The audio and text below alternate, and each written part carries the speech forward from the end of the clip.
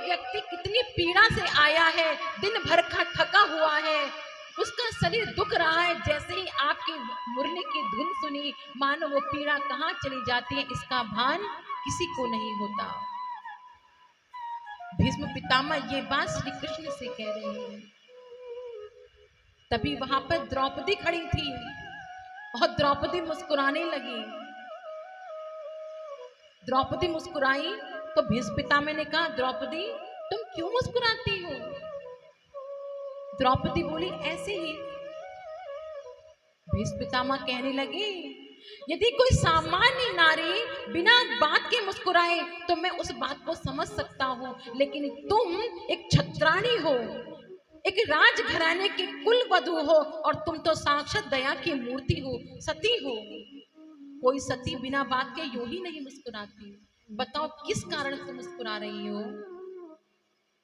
तब द्रौपदी ने कहा कि आज तुम कृष्ण के सामने उनके दर्शन के लिए लाई तो आज तुम पाप और पुण्य की बातें करते हो।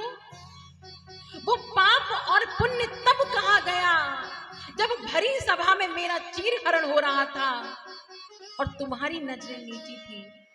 तुम स्वयं को धर्मनिष्ठ कहते हो, धर्मपरायण कहते हो। उस समय तुम्हारी भीष्म प्रतिज्ञा कहाँ गई थी? उसमें हे भीष्म तुम कहाँ गए थे?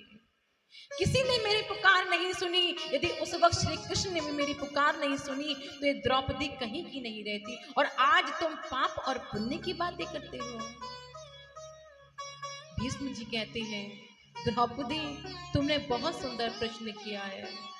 मैं सच कहता हूं, मेरे इस शरीर में जो रक्त था, जो नमक था, वो दुर्योधन के घर का था। जैसा खाओ अन्न वैसा हो मन।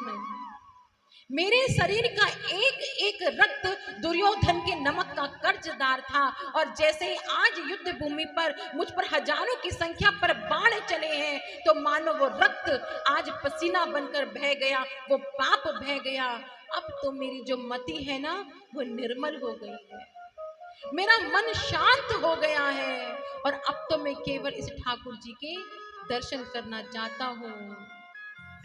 सभी मेरे समक्ष से दूर हट जाएं और मुझे आज अपने कन्हैया के दर्शन करना चाहता हूँ।